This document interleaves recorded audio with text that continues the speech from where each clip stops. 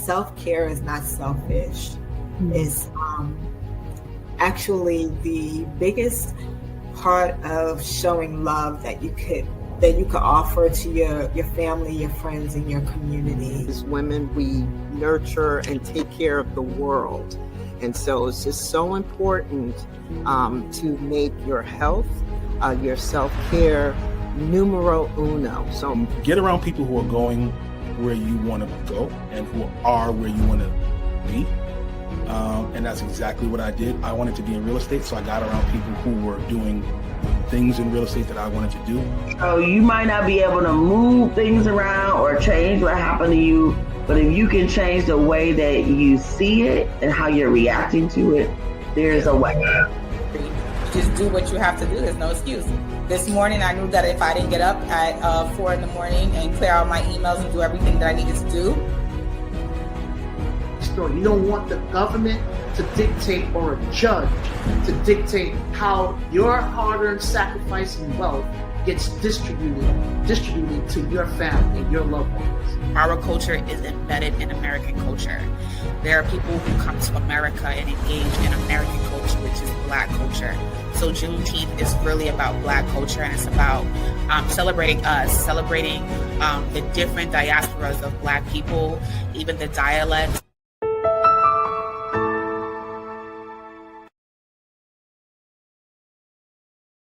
From the roots of tradition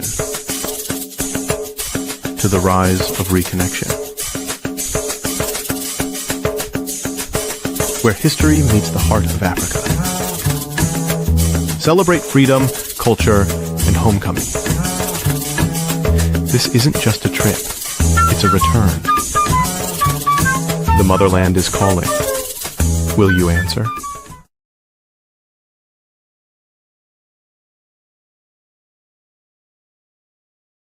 During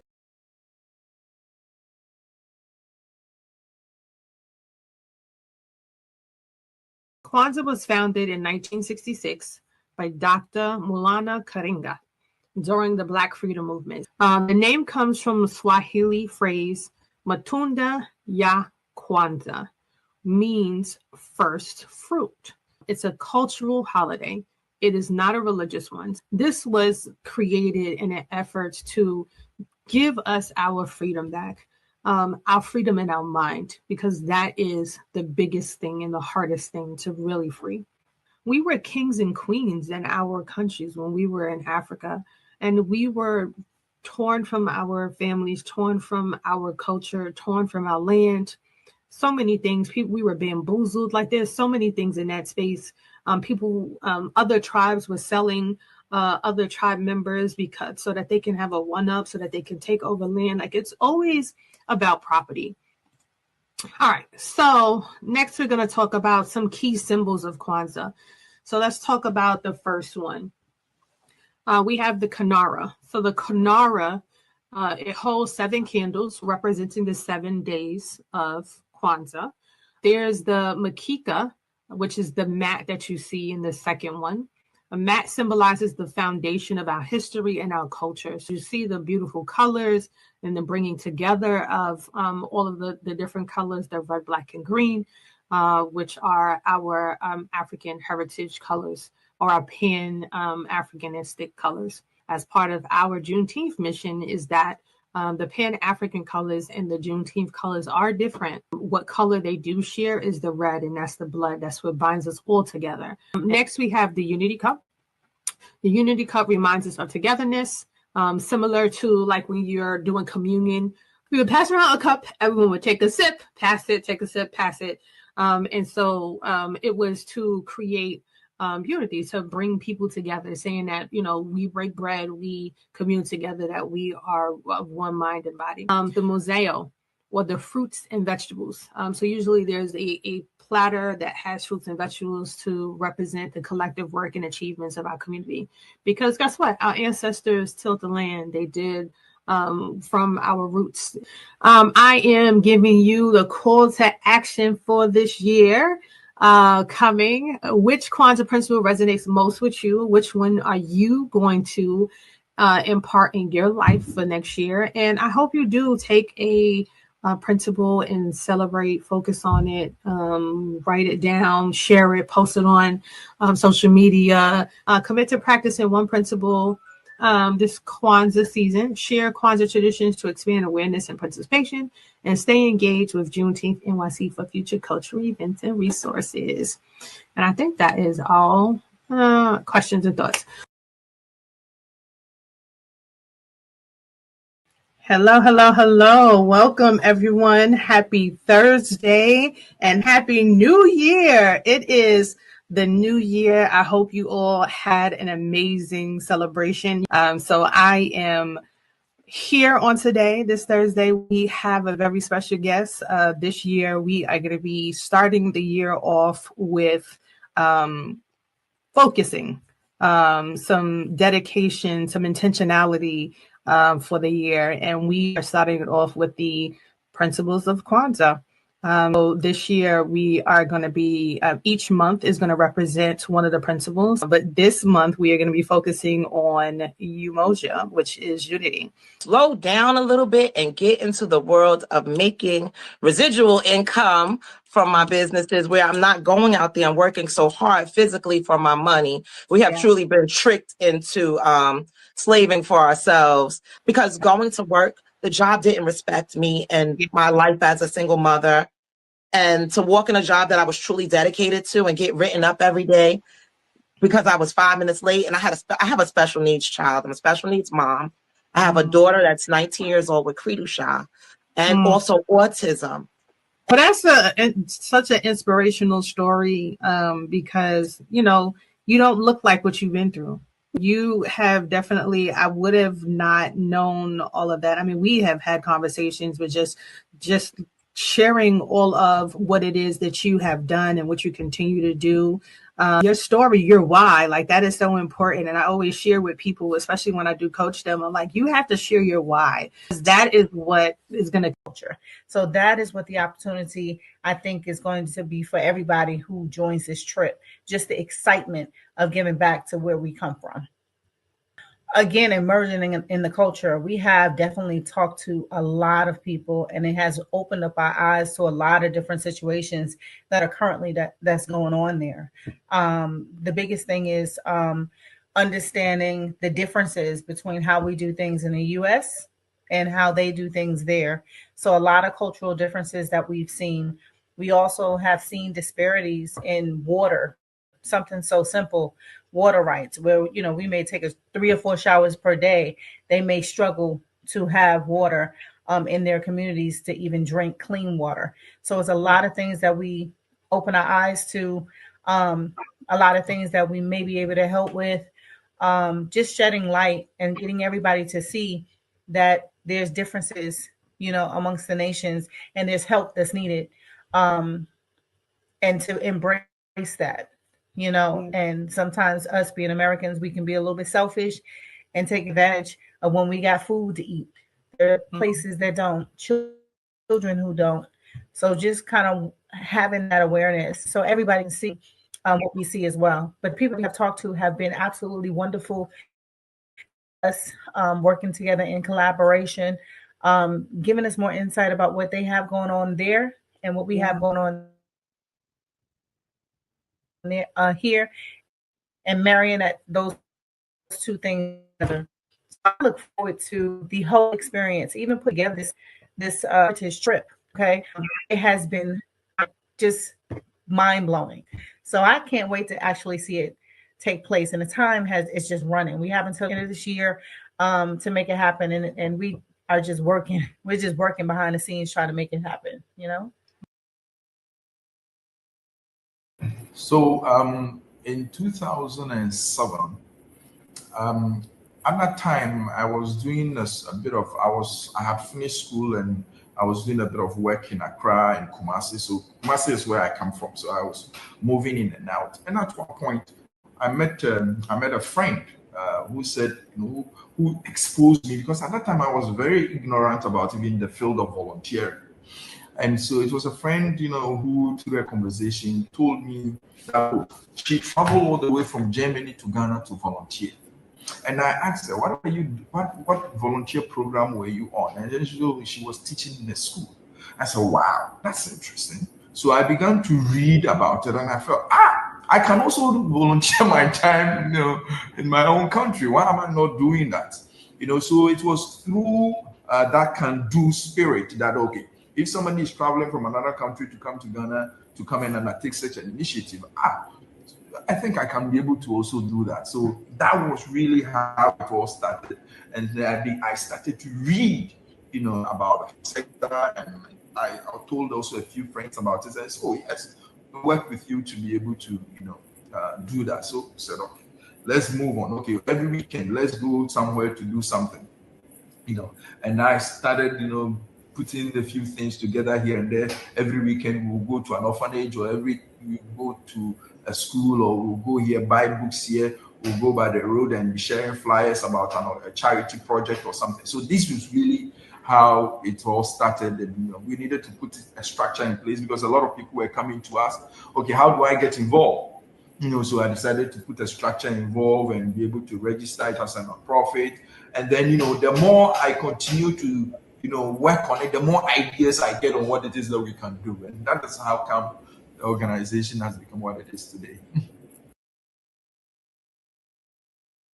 So we started this because, like I say, I keep saying, we believe that a lot of the global diaspora are not having enough support, because clearly everything they want to achieve or everything they want to know is coming from a place where they have not been before.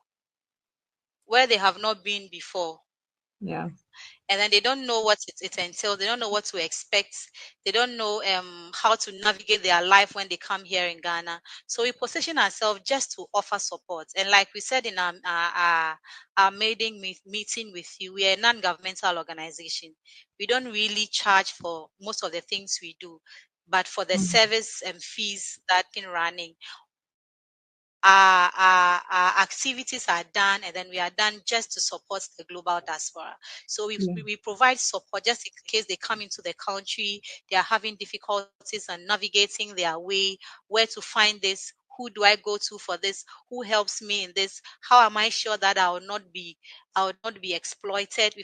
We position ourselves just to provide in-country assistance to the diaspora. So that's all it is, and that's what we are doing. So I quickly want to tell you the story of watching the movie Hidden Figures. A lot of people watch the movie Hidden Figures about the brilliant sisters, mathematicians who helped NASA with their first space flight, right? And I walked out of that theater with a whole different experience. I walked out pissed off. I walked out enraged, outraged, upset, because what hit me was that these women were this brilliant. And first of all, it was called Hidden Figures because they hid them, right? And then second, it hit me, wow, usually when we're smart, we say it's because of our mom, our grandmom, our dad, our granddad. And in that moment, it hit me that with their brilliance that came from their mother, their grandmother, their father, their grandfather, they were enslaved. And so what hit me was, wow, we were that brilliant, and our brilliance was enslaved. So then I started asking questions. What did they do with that brilliance? Then I remember people talking about stolen inventions, and now I understood it because I didn't understand it back then. I just thought it was some radicals saying some stuff, right? But now I understood it because I understood we were never slaves. We were never slaves. So what happened was, now I start running through my head, oh my God, that's why my mentor, Babatunde, never used to use the word slave. He always used the word enslaved African, because we were always brilliant, but there was a system that made us think we were less than brilliant, that made us think we were slaves. But we were never slaves. And they had to put a system in place because we were naturally brilliant. They couldn't just let us be, right? Because we would never be slaves. So you couldn't read without risking your life. You couldn't own land without risking your life. Even going to church, your minister couldn't say what he needed to say, On the reconstructive component. And that involves like what will be missing from the surgical resection, or once the breast surgeon is kind of done removing the breast, is that going to involve skin? Is that going to leave the nipple, or will they keep the nipple? And then just informing the patient at that point, even before, the mastectomy or the surgery, like, here's what your anticipated recovery could be like. Here's what, your options are for breast reconstruction. So that's kind of like the goal, for the plastic surgeon in this whole process. But it is a process. So we just finished I believe it's our 9th walk, but I have to double check. We just finished on October the 18th, our walk to stop domestic violence, where we walk around a 20-block radius or 25-block radius, just really informing the community and letting them know that what domestic violence is, and what it looks like, what it may feel like to some people, just the whole experience of it, and how to get help and how to get support, and know that help and support is out there in so many different ways. And at the end of the walk, we do a program, we have a presentation, and we also have like a huge support team. We have the mayor's office, we have Sanctuary for Family, just all these different agencies and nonprofits that really help with helping victims of domestic violence, helping survivors of abuse thrive, just helping families. That's what we do in the vein of domestic violence. That's what we did. And now coming this Saturday, Sisters Building Sisters, along with my consulting company, which is RCM Global, will be doing a wraparound workshop with us, with a skit, one of our domestic violence skits that we put together. A whole team of us. Sometimes it's a team of survivor leaders from the mayor's office, or that I'm in collaboration with, or it's Sisters Building Sisters members, or it's just people that want to give back in that way. What's in your hand, right? So, when you get stuck between trying to figure out how to survive versus how to succeed, I know how that feels. I know what that's about. And it's hard to figure out how to transition from just survival mode to really being able to do more than just survive. And I think where it started for us in our business, at least on the real estate side, is really trying to understand what's in your hand. Adam Clayton Powell preached a powerful message, a historic message many, many years ago, asking the question, what's in your hand? About the children of Israel who were in Exodus coming out of Egypt. They were at the Red Sea. They had the army, Egypt's army behind them, Pharaoh's behind them. They had the Red Sea in front of them, and they're trying to figure out, well, how are we going to get out of this situation? And God asked Moses one question: what's in your hand? What do you have? What's in your hand is going to get you through where you're trying to go. And I think what has happened is, in many cases, we get stuck in that survival mode because we're looking at what's in front of us, the barrier in front of us, issues behind us, surrounded by bills, surrounded by problems, surrounded by all sorts of stuff, not realizing that even though in the midst of all of these issues, there's something in our hand that we can use. It's a gift, it's a talent, it's a resource, it's a relationship that we haven't activated in order to get us out of the situation that we're in.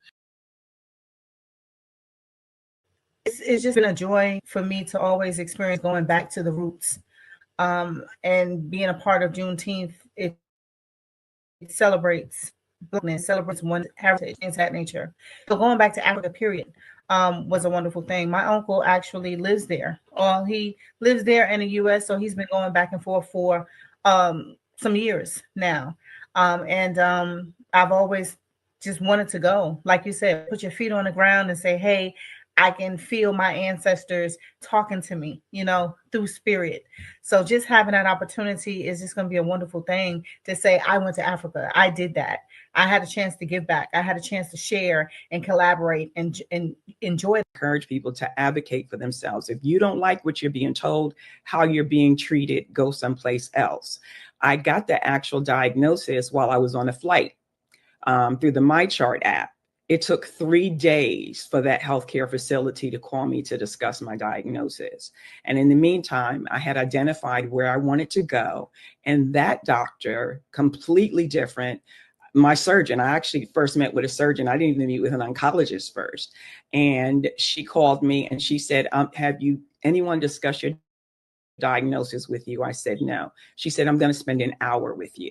So she literally had a chart, and she went from A to Z, what this looks like, explained my scans to me, explained everything. And one of the other really powerful things that she did, which goes to your family history, is that I've always been told that I was at high risk because my mother and my aunt passed away 30 days apart from breast cancer.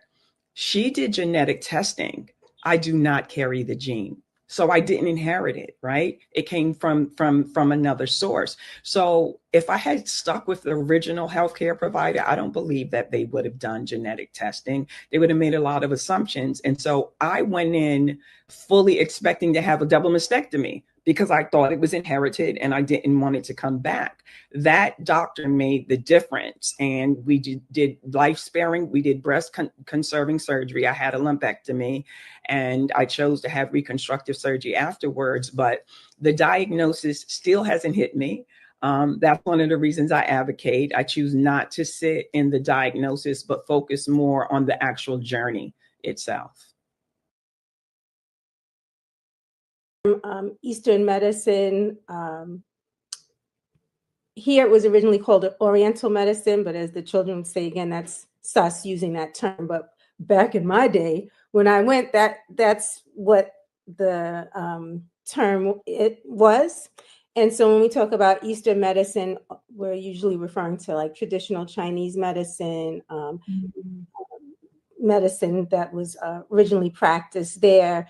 Also, like in the East, Japan, and I found overlap into some places, even if you will, to Africa. You know, people hear Chinese medicine, they don't think about Africa. But my first person who I learned acupuncture from had actually studied in Africa as well. So there's a lot of overlap. But when we talk about Eastern medicine, we're specifically talking about medicine that started thousands and thousands of years ago that was really based on a system of observing nature. And from observing nature and the patterns that we go through as women and that men go through using different herbs, there's actually if you think of Eastern medicine as a tree, then there are lots of different branches to that. So we have acupuncture, we have herbal medicine, massage. So it's a complete system, healing system that's been around for thousands of years, one of the oldest on the planet.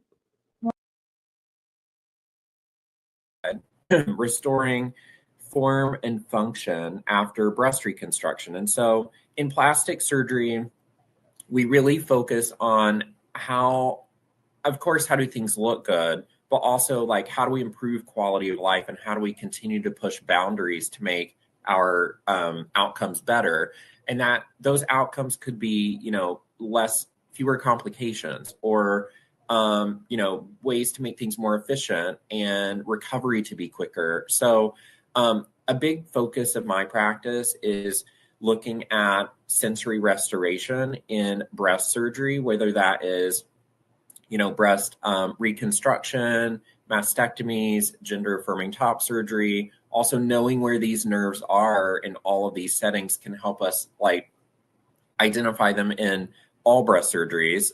For example, in breast reductions, you kind of know where these nerves are, where they go. And so I'm going to give a little bit of an overview of that today.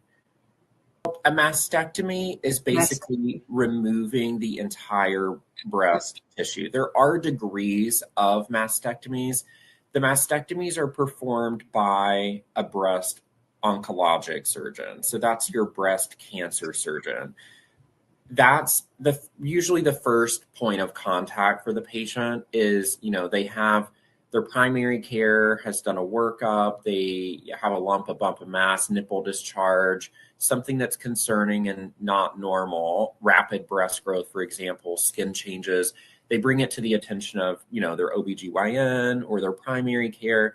Then typically, they get the workup in terms of imaging, mammograms, ultrasounds. They are referred to a breast cancer surgeon if they, have breast cancer or they need counseling, etc.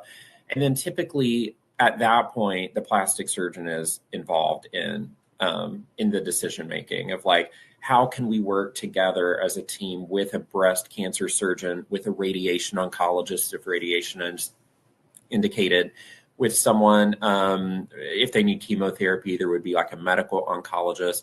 The plastic yourself first. Now, I know our women have a hard time with that because we're always taking care of other people, other things, other situations. We're on these jobs, these committees, these organizations. And guess what? Our self-care goes down to the bottom of the list. It should be the first thing, not the last thing. And for a lot of us, we have it in the reverse, and it's not good. So before I dive into this, I did want to share some really important statistics. Black women are 5% less likely to be diagnosed with breast cancer than white women, but their mortality rate is 38% higher. Okay, women under 50, Black women are twice as likely to die from breast cancer compared to their white counterparts. And nationally, Black women are 40% more likely to die from breast cancer, highlighting some disparities in access to care, early detection, and treatment.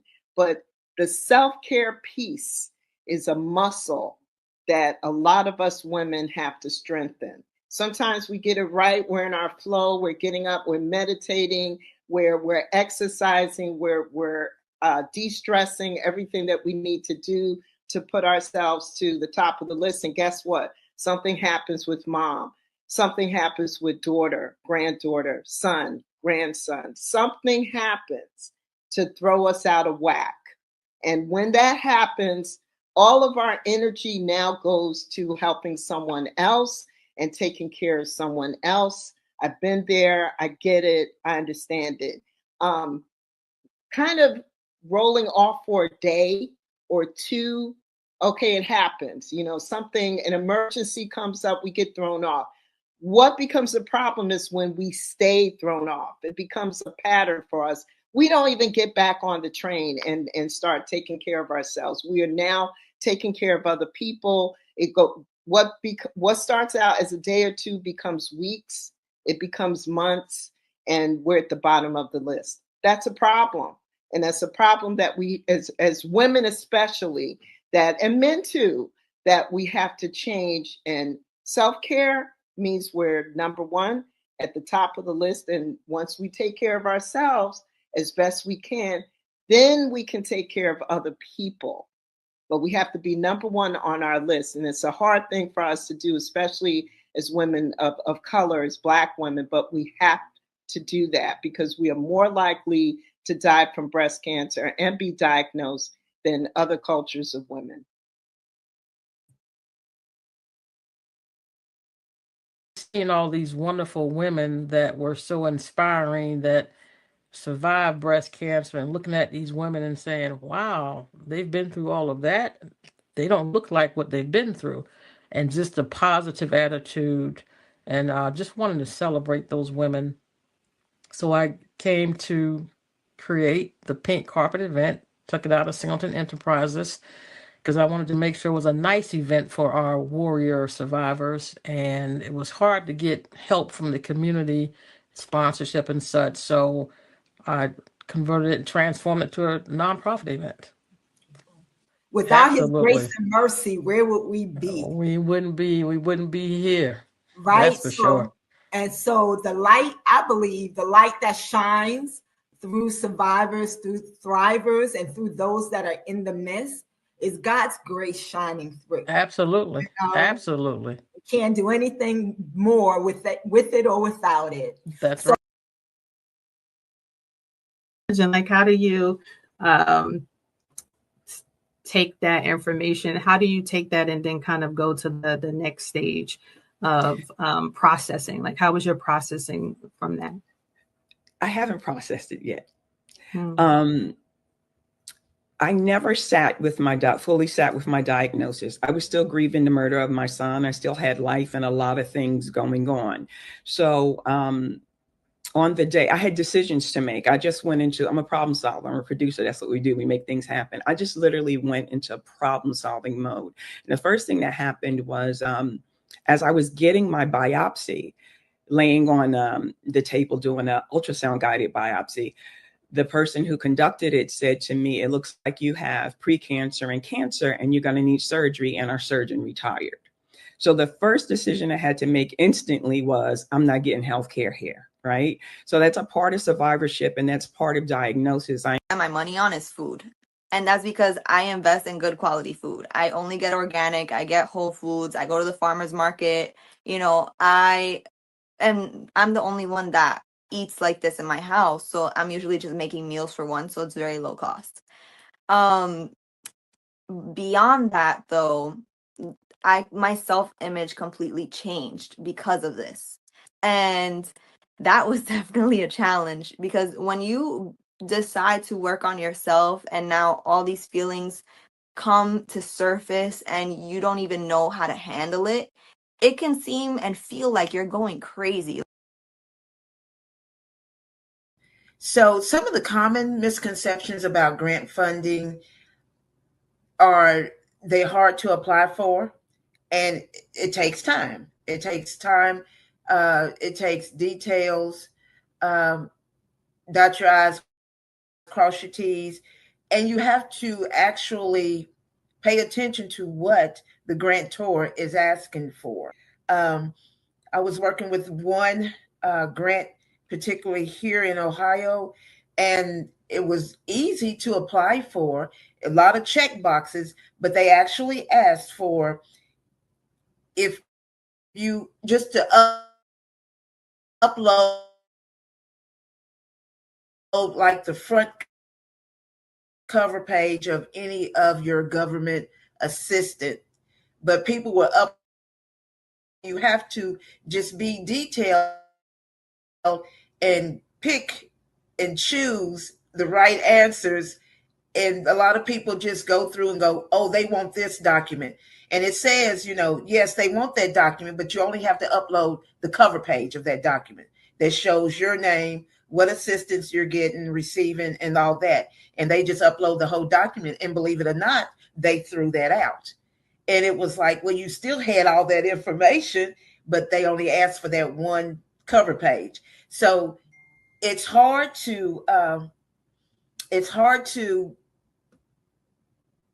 work with people that are not used to all the technicality with the grants, but that's where we can come in and do co-working sessions. I try to do co-working sessions with people that are applying for grants at least a month ahead of time, so then we can break down all those obstacles, and then we can help, you know, move that process a little bit quicker, and then maybe, you know, having that grant awarded to them. As we all know too well, breast cancer is among the most common, most devastating cancers in our nation. One that far too many Americans have had to face. When hundreds of thousands of American women are diagnosed with breast cancer annually, just think about that number. And tens of thousands of American women lose their lives to this terrible disease each year. Inaction is simply intolerable. I believe, as I am certain you do, too, that our fight must continue until no one ever suffers from this horrible illness again. And that is exactly what I am prepared to do. In my own work in Congress, as chair of the Congressional Black Caucus and as co-chair of the Congressional Caucus on Black Women and Girls, I have dedicated years of my career to championing legislation intended to better the lives and care of those who are afflicted by breast cancer. There are just too many people who are close to us that we know all too well have struggled with this disease. Petty partisan politics have no place in our quest for a cure. Anyone who says otherwise couldn't care less about actually finding one. Through measures such as these, we, with the power to affect change, are turning towards solutions for the people. But our efforts cannot and will not end there. There's a need in this nation for affordable, accessible health care for anyone and everyone. So self-care looks like, for me, really, truly, and honestly putting yourself first. Now, I know our women have a hard time with that because we're always taking care of other people, other things, other situations. We're on these jobs, these committees, these organizations. And guess what? Our self-care goes down to the bottom of the list. It should be the first thing, not the last thing. And for a lot of us, we have it in the reverse, and it's not good. So before I dive into this, I did want to share some really important statistics. Black women are 5%. Now they got to figure it out and then move forward. So I always say the first and foremost in planning is to know what you have. Secondly, what are you trying to achieve, right? Like you said, that I'm so glad that you had such good dynamics of stories, that your grandmother had everything planned down to who was going to sing the songs, right? People, you can go that extent. You don't necessarily have to go that extent, but it's always know that that's how far you can go, right? What do you have? What do you have set up? Okay, what do you want to achieve, right? Where do you want to be if something happens to you in year 35 and you're healthy, right? Who's going to be in charge of managing your money? Who's going to be in charge of managing your health, right? Also, plan for the long term. I like to say, figure out your goals. The goals are like the letter of the alphabet. They range from A through Z, right? And my job down with you to figure out what's your alphabetical order, because your goals are at the top of the list is very different from the goal at the end of the list, but eventually everything shifts. I like to say your XYZ one day will be your ABC. Now, what time frame is that? Who knows? Because things can happen, right? Something that you had planned all the way at 20 years from now can be the main focus. For instance, like my mom, right? She thought she wasn't going to get hit by that drunk driver that day. She probably had, oh, I'm going to work the next 20 years. She was 41 at the time. I'm going to work the next 20 years, 30 years, possibly retire. I've already been working at this one place for 15 years. I'm set. I'm good. I'm established. My pension is set. All these things, right? And then just like that, right, it can be taken away from you, unfortunately, right? And I like to say, you don't know what's down the road. We can't predict the future. I don't have a glass ball to see, but let's have a plan so we can know what areas you can protect from. About everything about community. That is so many people, and I always say in our community, we have to do more collaboration over competition, because in order for us to really thrive, we have to collaborate. Because people at the top, they don't do that competition stuff. They are absolutely in a space of collaboration. They're like, hey, what resources, what do you have? Let me tell you what I have. Let's see how we can work together to create greatness. And we have to do a lot more of that as well. Well, in our community, I got this thing where I say we've been brainwashed not to work together. And our community is the only community that will compete with each other versus working with each other. My mother used to tell me stories, God bless her soul, before she passed, that, Black people used to look out for one another. They will feed one another. Now she say they kill you if your shoes cleaner than theirs. So, yeah.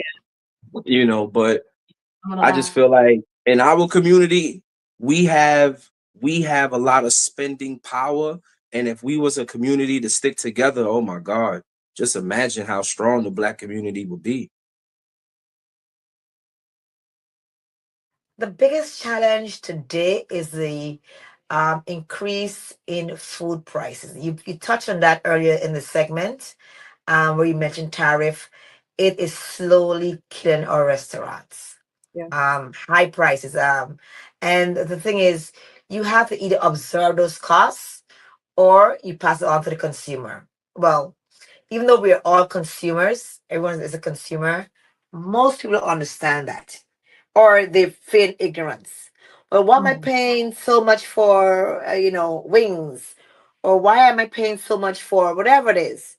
But at the same time, we're all consumers, right? And we know that as we go into the supermarket, the cost of food is very, very expensive.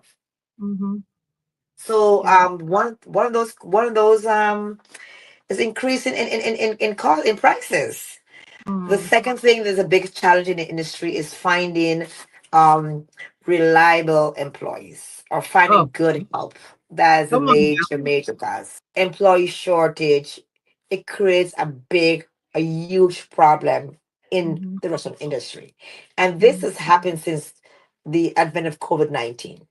Mm. Finding and retaining employees or good quality employees.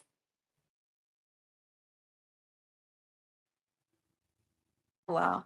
I would say the biggest challenge I faced for a while was poverty mentality, because there was a point in time where I completely stopped working. I didn't have any source of income. And at the same time, I'm very low maintenance. The only getting the part that teaches them how to be a better creative. So they're getting more of the artistic part and how to nurture and expand what they're doing creatively, but they're not always getting the here's what's happening behind the scenes. This is what you need to do in terms of understanding numbers. These are the types of people that you need to have on your team to be successful. They're not learning, understanding their finances or where to get funding from, or how to get sponsorship for their project that they're working on, or even just organizing their documentation, setting up their business structure, things like that.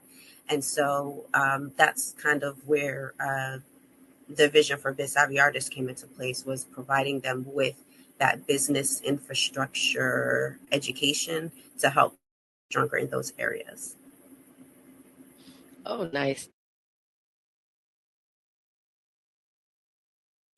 So anytime I'm like in a production, I always just talk to everybody and be like, hey, if you need anything, let me know. If you feel like anyway, let me know. And there's a lot of things that they do in like a lot of queer spaces. They have a disclaimer at the beginning. They're like, hey, this is a safe space. If you're feeling weird, touched, or like anybody doing anything to you, like, let us know. We'll like be okay. Like we'll like make sure that you're okay and like take the other person out and like deal with it as it comes, whatever discrepancies you have. But I'm the fact that I'm tall and I'm always everywhere. I have the ability to like really watch out for everybody, and I have certain people that I trust when I have events as point watchers to make sure nothing goes awry.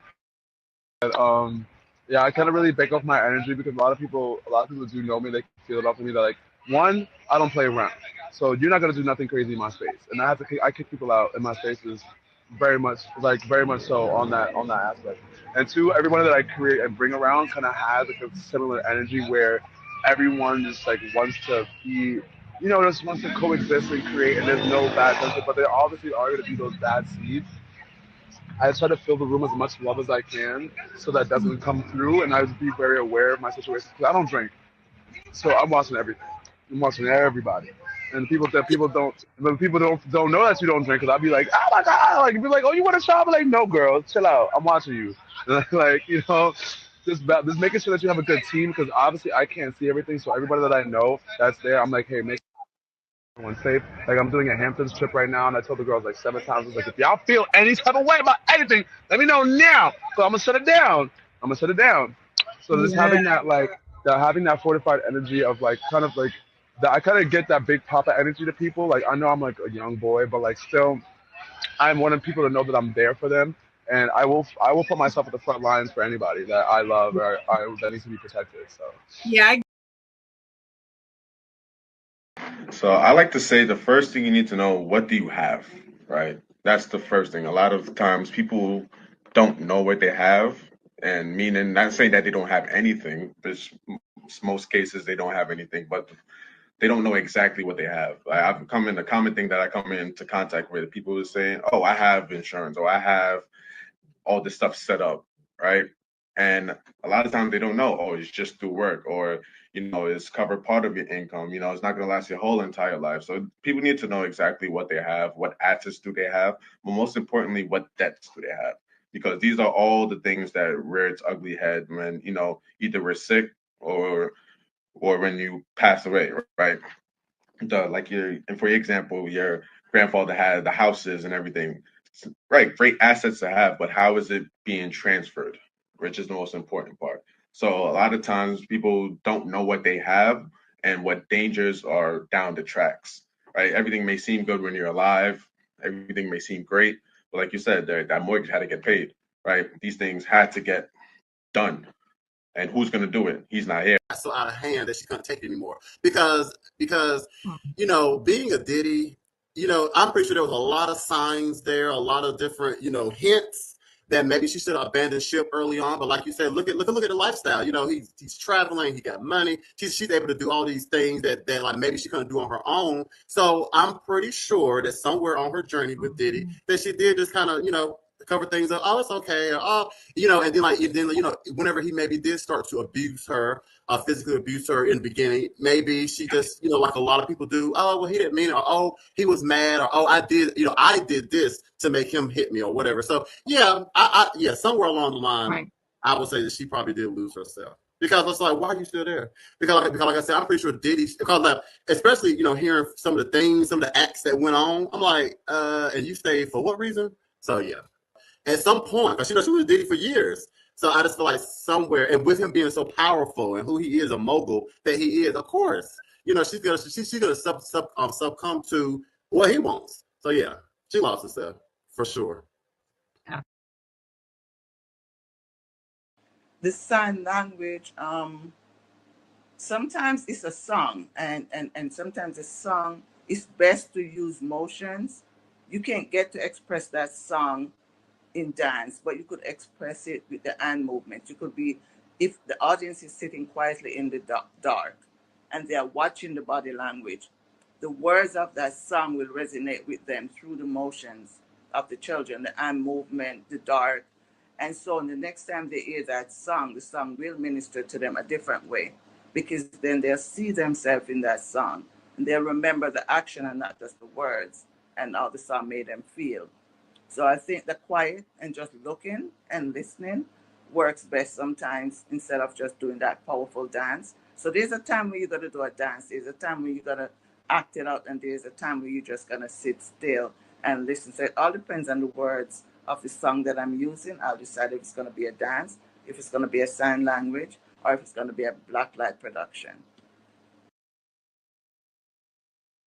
But I think where it starts for us is, what's in your hand, right? So, when you get stuck between trying to figure out how to survive versus how to succeed, I know how that feels. I know what that's about.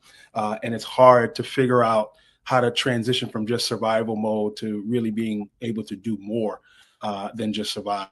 And I think where it has started for us in our business, at least on the real estate side, is really trying to understand what's in your hand. Adam Clayton Powell preached a powerful message, a historic message many, many years ago, asking the question, what's in your hand?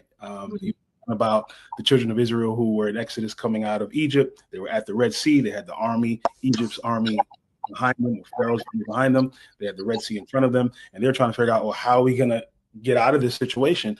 And God asked Moses one question: what's in your hand? What do you have? What's in your hand is going to get you through where you're trying to go.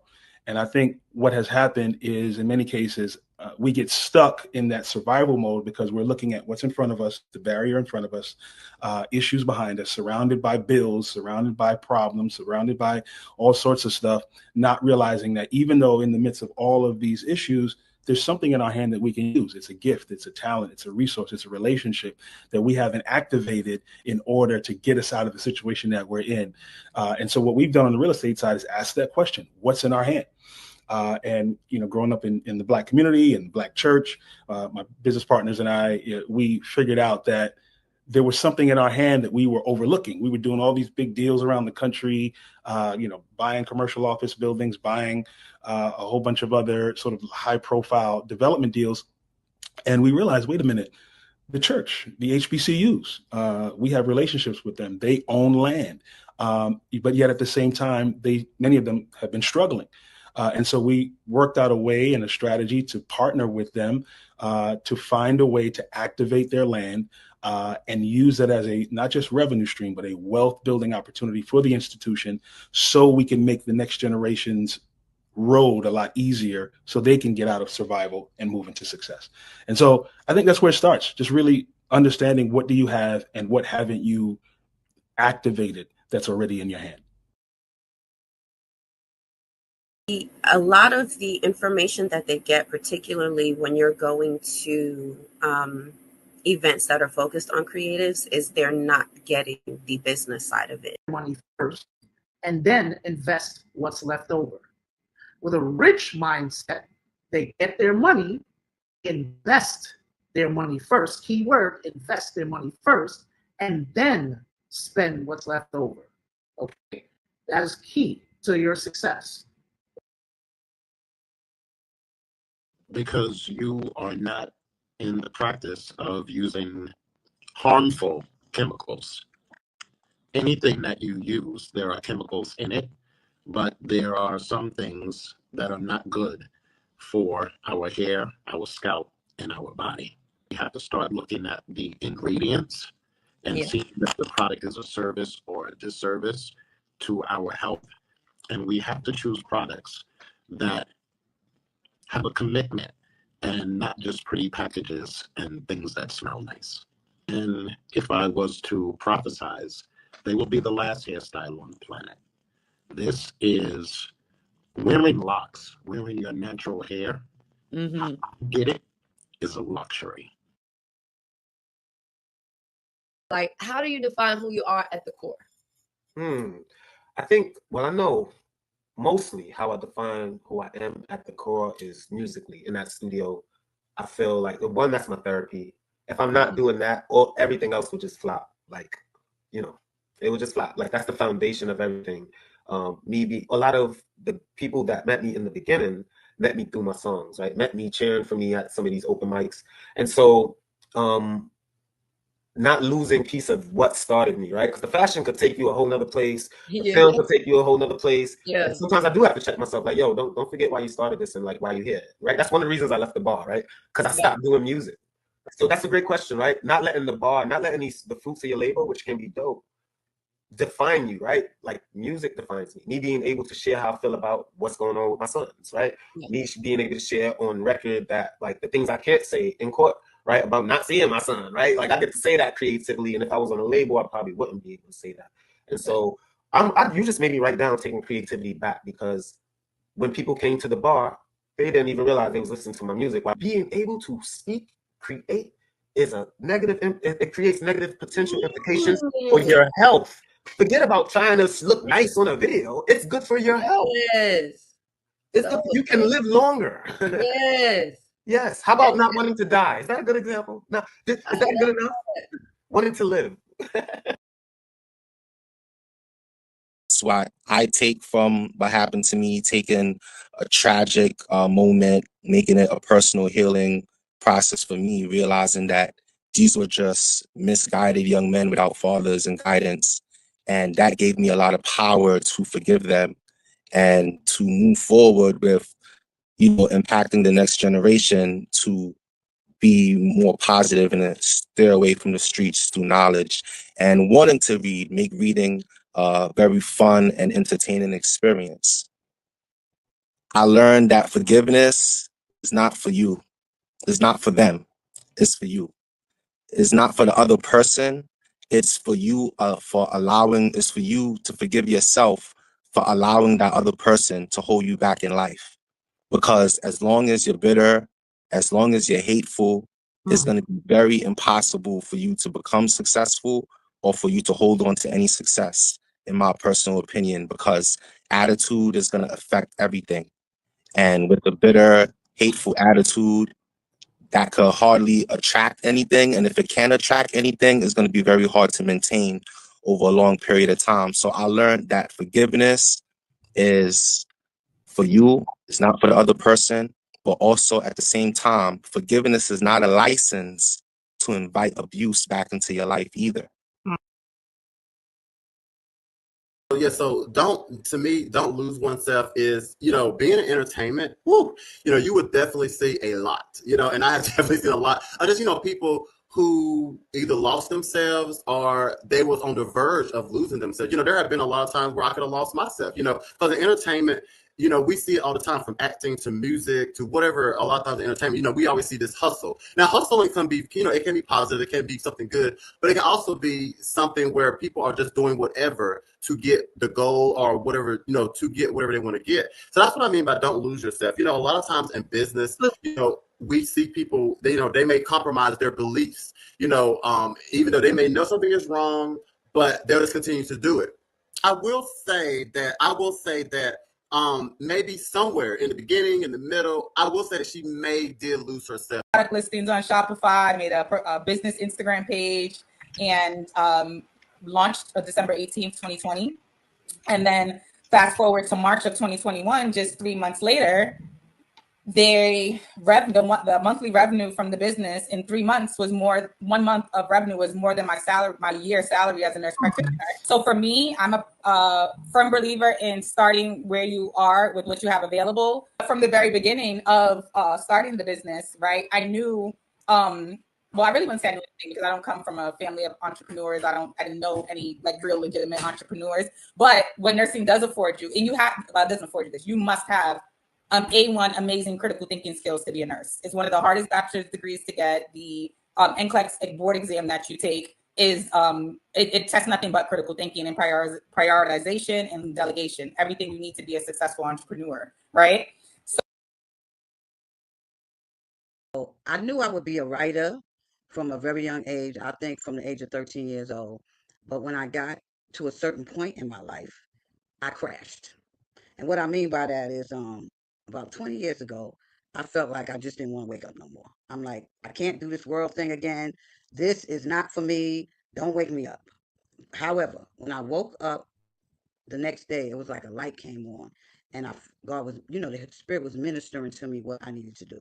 And the first thing that I was led to do was write a play. I just follow, like you said, when God has a plan for you, He will guide you step by step. So I was led step by step what to do. That was the first thing. So I proceeded to finish writing this play, and I copyrighted it, and it's been a success. When you have God on your side and He's guiding you step by step, anything is possible. Because my plays emphasize family values, forgiveness, and freedom from self. Because a lot of times we hold things within that doesn't allow us to come out. And if we just sit still and learn how to love ourselves and have the Spirit guide us, we can get to where God wants us to be. Stress. So the study of human behavior, understanding mindsets, and with health choices, and we think about how we make our health choices, it is deeply connected to our mindsets and how we're doing, right? And our emotions. So I kind of see my role as a healthcare leader to help healthcare professionals understand human behavior and the people that we serve in healthcare. It really has served me well. My training in counseling psychology has taught me a lot about how to lead with curiosity, how to lead with compassion, and how to consider context and the environment and psychosocial circumstances.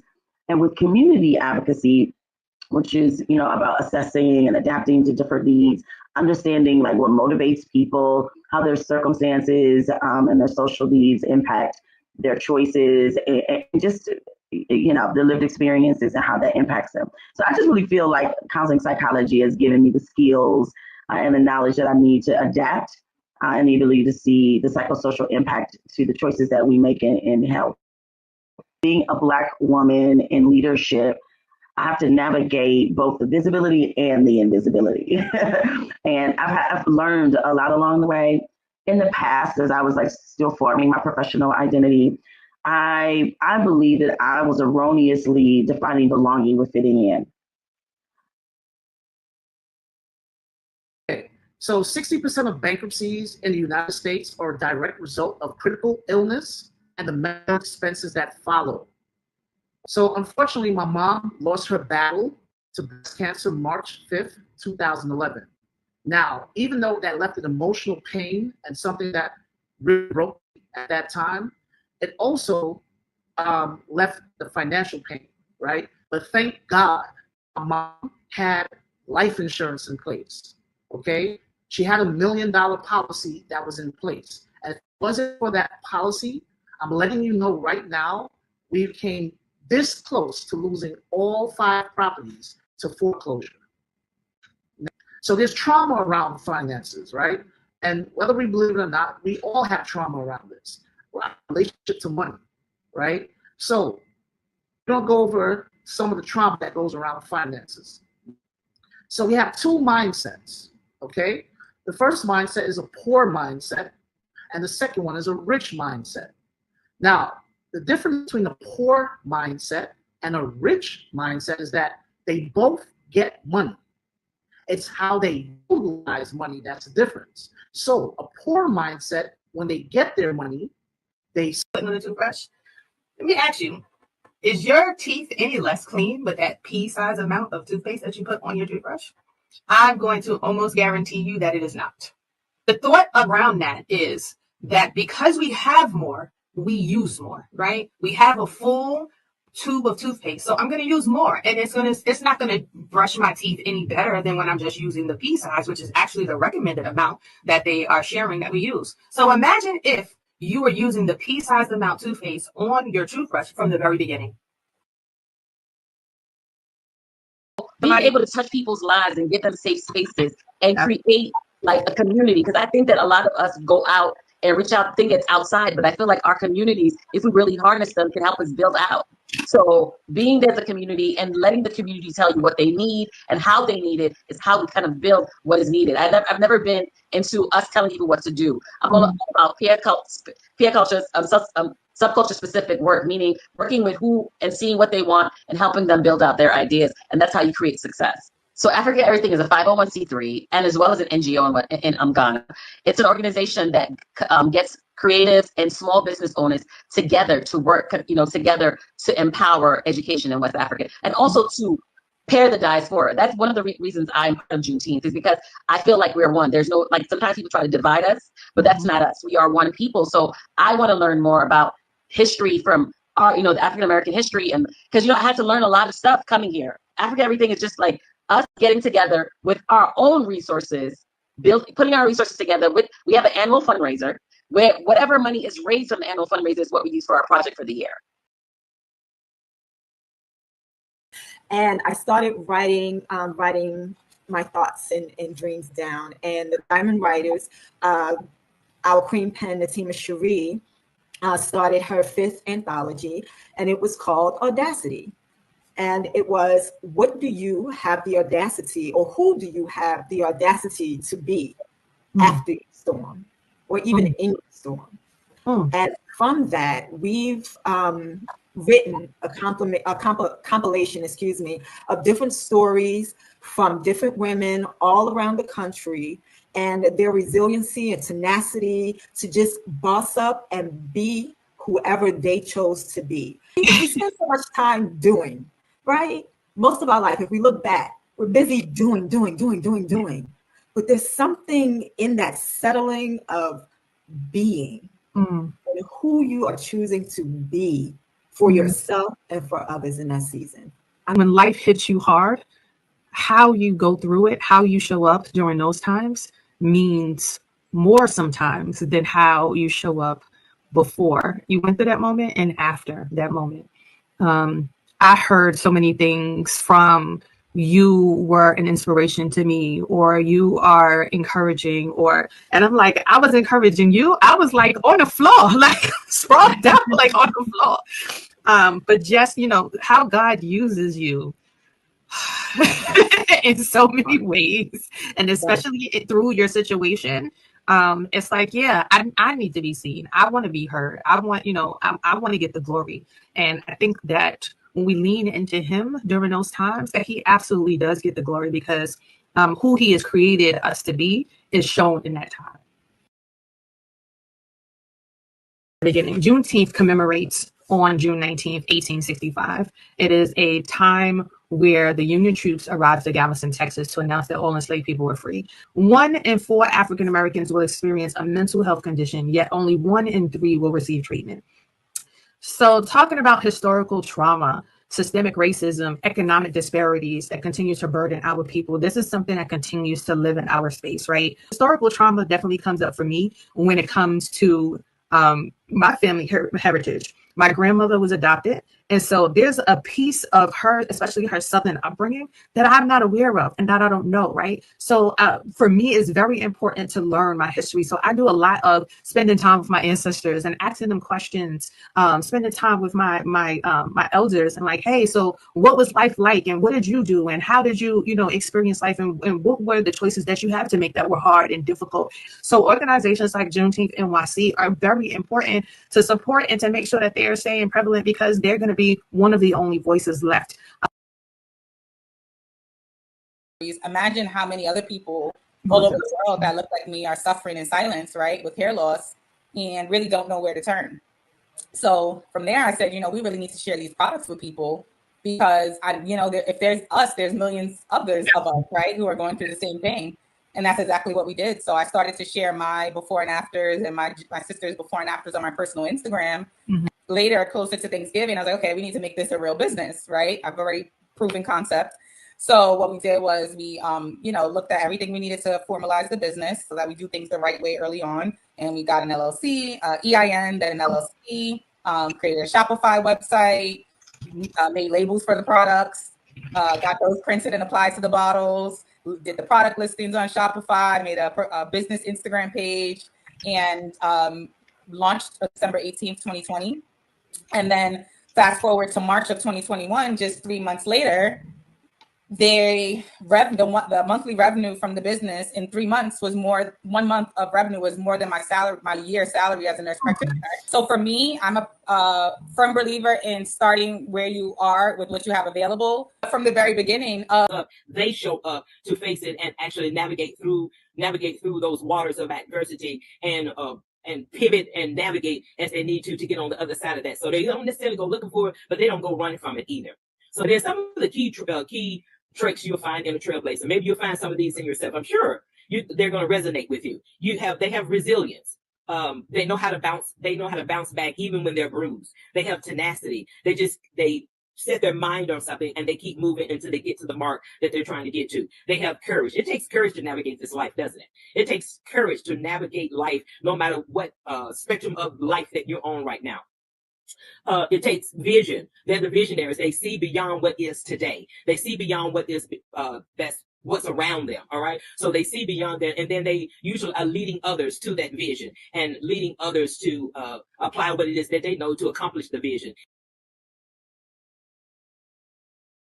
What our agency is striving to do is to be impartial, because there could be a conflict of interest within like that officer investigating, their partner, right? It's like you don't want to kind of, title tell, right? If you wanted to do it in plainest terms, but this is a larger issue. We want to make sure that there is a body that is impartial, that stresses neutrality, and that is going to make sure that civilians are heard. So that's what we do. So we investigate force, abuse of authority, discourtesy, and offensive language. This law has been in effect since 2018, and it's basically like checks and balances when it comes to like stops, questions, and frisks. Time in the market versus timing the market.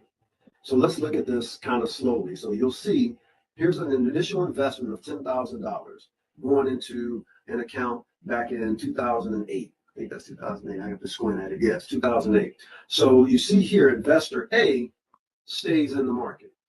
Investor B decides to jump out of the market during the 2009 or when we experienced a drop. So they decide to get out of the market. Investor C never gets in the market at all. So what happens is investor B is a timer. Investor A just keeps their money in the market. And investor C never touches the market. So when you look at the results over here, you miss the market rallies because investor B is trying to time the market, trying to figure out when is a good time, the best time. And a lot of times that's really just a greed play. You're trying to find out how much more can I buy or when should I get out? We don't know when the top is going, we don't know when the bottom is going to fall out. We don't know when it's going to reach the top. So why not just stay in there and take advantage of dollar cost averaging, which I will get into that in just a moment. But look at the person here who never touched the market. This is an example of hiding your gift under a bushel, keeping your money in your mattress. You barely got anything. As a matter of fact, remember you invested $10,000. How did you lose money? You lost money through inflation. So as inflation goes, so the inverse is your value of your money, right? So if you had $10,000 in 2007, it's not worth $10,000 in 2025 because of inflation. The purchasing power, that's what we're looking at, the purchasing power. What can $10,000 get me now? So really, when it comes to the market, what I find is that a lot of people just don't understand the market. They're afraid of the market. They see it as gambling. And sometimes they believe, hey, it works too slow. I get people telling me that's just too slow. I don't want to wait 20, 30 years. I want to turn something in the next 3 days, in the next 30 days. That's where your risk factor increases. When you don't have the time, a short amount of time, your risk factor increases tremendously. And what I really want to work with you on today is kind of talking about how we can pay ourselves first and still have money left over at the end to be able to pay for all of the stuff that we need to pay for. And you get a brand new toothpaste, right? And I know this is not about money. But I just want to, most people brush their teeth every day and most people get toothpaste that they're utilizing, right? So when you buy a brand new tube of toothpaste, I want to hear how much toothpaste you put on your toothbrush, right? Do you do that whole full line of toothpaste and run the whole length of your toothbrush? Then I read this book and it totally changed my mind about that, because he said, when we get to the end of the toothpaste, right, and we squeezing out and we get in these little pea-sized amounts of tears in my eyes, because I'm like, wow, look, I too had a humble beginning where my parents were not very well-to-do, and going to college did afford me to come back and be able to be making more money than them. I know this is a little bit off topic, but I think it warrants even sharing. Tell me, what was your experience like, and how, if any, did you encourage your family members from that point when you did find out that this was a realization of yours? I think, part of it is I think there was an expectation around education and what education could do for you. And I think, again, I don't want to speak for all immigrants, but I think that there is that, that's kind of why they come to this country, right? And to give us what they, more than they had. And so education was always a part of what was expected of me. So I just wanted to. Can you share a time when you personally struggled with the imposter syndrome, and what is your version, what is your idea of what the imposter syndrome is? It's self-doubt when self-doubt isn't appropriate. And it was all technologists, right? So it was people from, I think, Google, from Red Hat, right? It was hardware, it was, operating systems. Then mine said BET networks. And I was like, oh, that's adorable. But that was very much a case of like, holy cow, look at all these other real technologists. And so that was definitely a moment of imposter syndrome. And I'm not 100% sure I overcame imposter syndrome to do it, but I was asked, and therefore I was going to serve, right? So my hand was forced a little bit not into serving, but into kind of like getting over myself and figuring out that like, no, I could probably do the job. This is what I often say to people, which is, it is your uniqueness, your otherness that is actually your superpower. So part of the reason why I was so successful was because I wasn't just a blunt instrument technologist. It was because I could talk to people. It was because I could be a leader and a manager, and I knew like how to almost be a translator for different audiences, and so that actually was the thing that made me really successful at it, which again is not the thing that I thought was the strength that they were looking for. So you now know my background, right? Like all the things that I've done. I mean, even if you don't remember Shockwave, but Hulu and the White House. So my resume is pretty unimpeachable. And I still find myself doubting quite often. So I want folks to understand that it doesn't necessarily go away, that you would think that like, shoot, with my background, right, that like, no, I got it. I still, to your point of like, somebody could say that I'm a DEI hire. So, so it still exists for me. I am just like any other ambitious Black woman. Often I find myself challenging, in a challenging position. It's challenging when it comes to self-care. Despite my drive and my determination, prioritizing my well-being can become a secondary concern. Several factors contribute to that, to this struggle, ranging from societal expectations to personal pressures. When I talk about social expectations, ambitious Black women, a lot of times we frequently face societal pressures to excel both professionally and personally. There are often a lot of expectations for Black women to maintain a perfect balance between their career achievements, their personal life, and that includes your family responsibilities. You know, this balancing act can lead to self-care being deprioritized. For me, one thing as a Black woman I've learned, I didn't appreciate this earlier, was a therapist.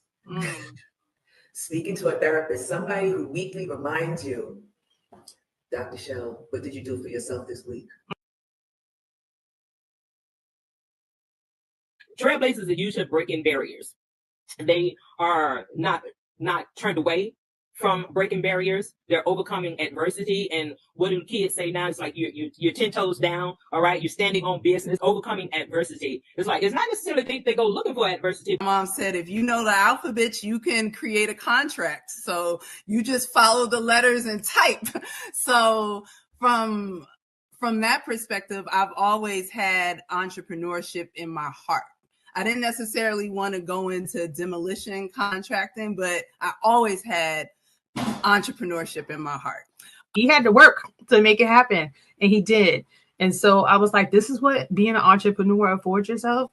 Now on the back end, later after he passed, I found out some of the other things and how he had to maneuver to maintain that life. I created my own lane. So just think and know that your children, people who you're maybe thinking to create this business for and pass it down to, that they're creating their own lane as well, and that they're not going to follow in that same space as you.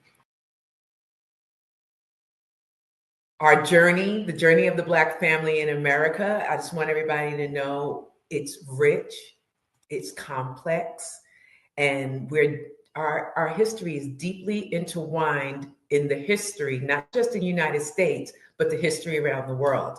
Our history, our past, in the 1800s, the Black family faced extreme adversities during slavery and segregation. To the present, today, many Black families still experience systematic challenges despite progress in the civil rights. So when we talk about the Black family, we always want to talk about our culture, our heritage, roots that shape the family structure today. The history of the Black family in America is a testament to our resilience, our strength, and unity.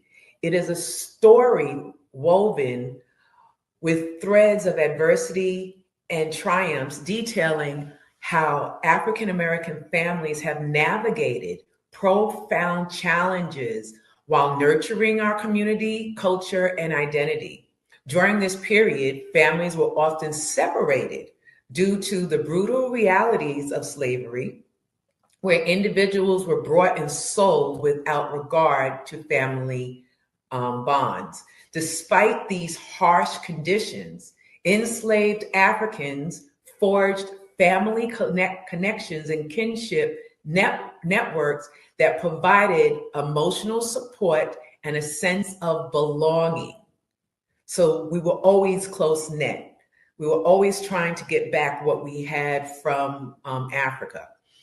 The Reconstruction era brought opportunities for some African American families to acquire land, for us to gain education, to participate in civic life, all through these gains. Because I know that good people don't deserve to be treated like beasts. And because of faith in goodness, faith in the Lord, faith in people, both white and Black, and everything in between. It is the faith that keeps me moving. The faith I have in you and the faith I have in me. One of the things that helped us moving forward is the music. The music was the greatest motivation. Without it, there were times we felt like why even bother? But once we had a song in our heart, that song, it pushed us forward. It fueled us. It gave us determination. And it also fed us messages to let us know where to go, when to go, what time to go, who to look for, what to bring, who to trust. It's how we communicated with each other on this thing they call the Underground Railroad. It was groups of people, good people, God-fearing people, loving people that knew what was going on in the land at the time was wrong. And it wasn't always black. We couldn't have done it if it wasn't other people. I learned a long time ago that you cannot depend on someone to be there for you based on their color. Color don't matter. It's the eyes. You got to look in the eyes. And if you see God in the eyes, you know you got yourself a friend. That tries to reduce group. So, for example, something that immediate comes to mind when you think about our community, right? We keep trying to treat symptoms instead of treating the root causes. And one of the tools in Six Sigma is a fishbone diagram. That's the inauguration of Barack Obama, President Barack Obama, his first inauguration. And a little fact, 95% of Black people voted for him. When we unify for a common purpose, we can transform our collective reality. Black Wall Street was destroyed in 1921, the Tulsa race riots, as it's called. But there were over 200 businesses. And if you think about what happened after Reconstruction, that Black people had to do business with each other and create their own realities because everything was segregated. And so for me, one of the greatest examples, at least from a socioeconomic perspective, is what happened in Tulsa, Oklahoma. These are some of the accomplishments, and it's a very busy slide. And I know it's busy, and hopefully these slides will get shared. But if you look at the establishment of the NAACP, the Montgomery bus boycott, the civil rights movement, the March on Washington in 1963, and then in 1995, 2 million Black men visited Washington, D.C. in the Million Man March. So these are the things that we have accomplished over time when we depended on each other, held fast to cultural pride, and realized that without each other, we all fail. The Negro League, 1920. Black ball players couldn't play in the play white baseball. And so what happened? The brothers created a league of their own where they could play, generate income, provide outings for families. These players traveled and provided relaxation for folks, and they stayed and ate in Black businesses. Shared values, core principles that bind our community together. And here are some examples: family and community, resilience, education, economic and political empowerment.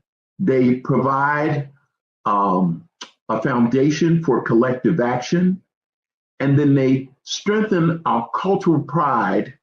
Do you remember that on the day of the Million Man March, It locked down all of the news networks. C-SPAN carried it entirely. And so the thing that we have to do as a people first is identify what's considered common purpose. Barriers to unity. This is the part that we really need to focus on. We don't trust each other. Hell, we don't have Black businesses in Black communities because we won't spend our money with Black people. When I just provided all of the evidence that shows what can happen when we do, competing priorities. On one of the slides, there's a quote that says, unity is not sameness, it is a oneness of purpose. When we define what that purpose is, no matter, here you go, great example. 5 and 3 is 8, right? 7 and 1 is also 8, right? 4 and 4 is 8, right? 8 and 0 is 8. They all get to 8, but you have different paths to get you there. Well, first I want to talk about, as we have a lot of people who join us who are entrepreneurs or up and coming entrepreneurs. And I know you have been an entrepreneur for the last 20 years. So if you can share a little bit about your journey and how you went into being, or how you got inspired to start the Eclectic Group. Well, first, what kind of prompted me to be an entrepreneur in general was my mother. My mother was an entrepreneur growing up. She was a demolition contractor, one of the only female demolition contractors in Detroit, Michigan. At a young age, I was a person that knew how to do spreadsheets. And what are the processes that need to be put in place in order to make that happen? Then we also looked at who he wanted to serve. So we need to reposition the business. We need to reevaluate who we're targeting. And so maybe your target market isn't the individual that just kind of sort of has an idea but isn't really established. And maybe we need to look at maybe mid-sized businesses that have a bit more of a budget and can afford to invest a couple $1,000s on a project. And you're doing maybe more than a logo. Maybe you're doing the logo and you're doing the website and like rebranding their business. We established the prices. We set prices that made sure it was going to cover our costs to provide the services. We also, instead of doing work upfront, established a policy of requiring a deposit before we began doing work, so that would minimize the impact of clients deciding to abandon a project. Another policy that we implemented was, instead of discounting services, we broke out the payments. So if he decided to do a project that was $5,000, instead of offering a discount on those $5,000, we were like, okay, we can break it out and maybe you do $1,000 a month. I think right now, as far as like 2025 goes, unity in practice would be something tangible, something that we can kind of see. I think it would be an initiative that would be like a daily initiative. When I think about unity right now, I think about things happening in a timely manner. You know, sometimes a lot of the things that hold us back comes from literally just not unifying. We have the tools, we're capable, we're doing the work, we have the businesses set up, but something is just not connecting in which the speed we want it to connect, you know. And so I think right now in 2025, that's what unity is looking like written in this stuff. Because we live in this microwave society right now. So everyone is looking for immediacy, like what can happen right now, right now. Do a lot of things in the four aforementioned, like something happens, we respond to it, but not a lot of the planning. And I think that's where the whole idea of this Project 2025 idea even came into place for us, right? But for us, it's like, okay, what is our plan? Like, what are we putting together?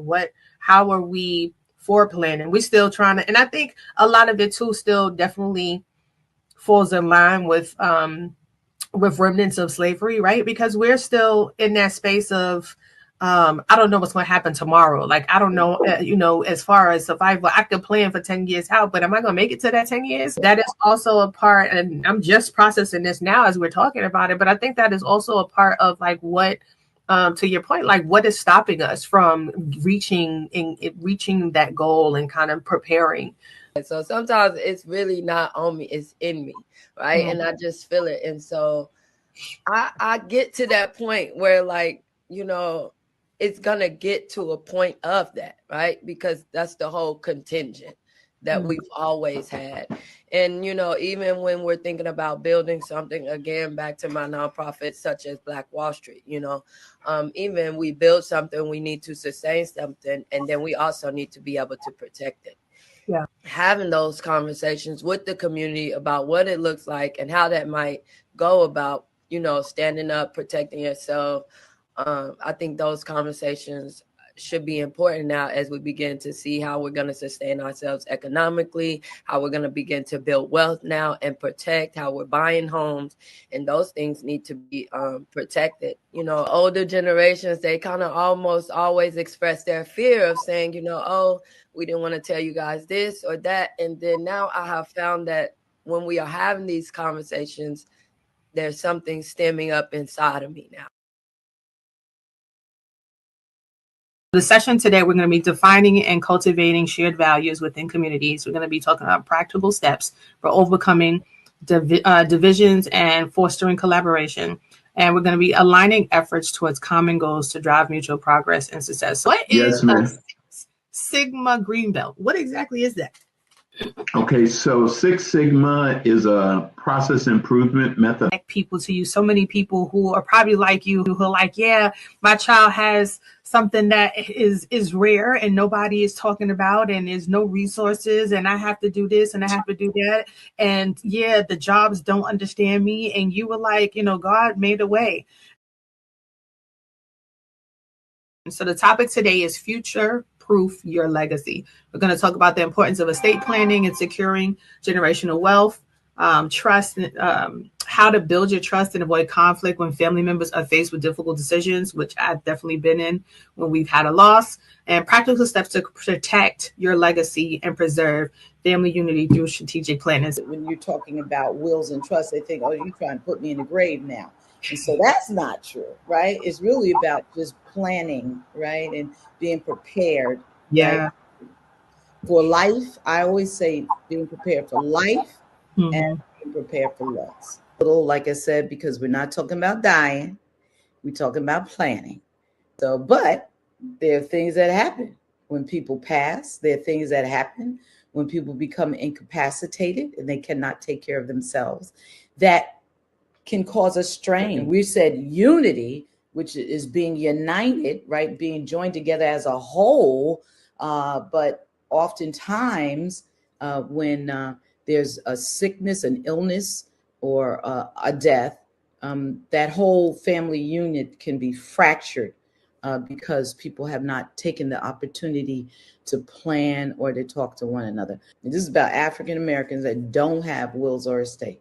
77%, huge number, but 77% of people, and probably because they don't know, or because they don't have time, they procrastinated, or because they don't think it's important. Part of a estate plan includes, and I call them the big five, having a power of attorney, a durable one, a medical power of attorney, a living will, a last will and testament, and a revocable trust. So durable power of attorney allows you to assign your someone the power to take care of all of your business in case you become incapacitated and you can't handle your business on your own. Medical power of attorney is one that basically, if you become so ill that you need someone to speak to doctors and make medical decisions for you. And then a living will is sort of if you're in the hospital and things aren't going too well. And so you are here and you're in the right place. If you you need one, but you're not sure, you don't know where to start. Like, what do I do? Because I said it's estate plan. It's like a big thing, right? Or you're curious, right? But you don't know Does it take a long time? What am I supposed to do, right? Or you wonder if you could just use Susie Orman and do it online. Today, we're going to be talking about go-getter strategies, achieving business success. So I am going to welcome my friend and our speaker for today, Kim Fennell. So today I wanted to talk about goal-getter strategies. It is the top of the year, top of 2025, and we all go into a new year with all of these things and ideas and new projects that we want to execute. And so the very first thing that we did is we clarified their goals. We sat down and we talked about what exactly they wanted to accomplish. We made sure that those goals were SMART goals. And we made sure that they were specific, measurable, achievable, results-oriented, and time-bound. And so if you know me business-wise, you'll know one of my pet peeves is when people tell me their goals are to get to the next level. It's not specific. You're not telling me a specific thing that you want to accomplish. You're not telling me when you want to accomplish it. And so it's hard to determine whether you or not you achieved getting to the next level unless you define what that means. And so that's one of the things that we want to do is make sure that you are setting a goal where you can go back and you can look at what you've accomplished and be able to determine if you achieve that goal or not. Then we began creating a process. We sat down and we talked about what we wanted the client experience to be when they worked with his business. We talked about what the structure of that process would look like. You need to give some thought to what you want the customer experience to be like. From the roots of tradition to the rise of reconnection, where history meets the heart of Africa. Celebrate freedom, culture, and homecoming. This isn't just a trip, it's a return. The motherland is calling. Will you answer?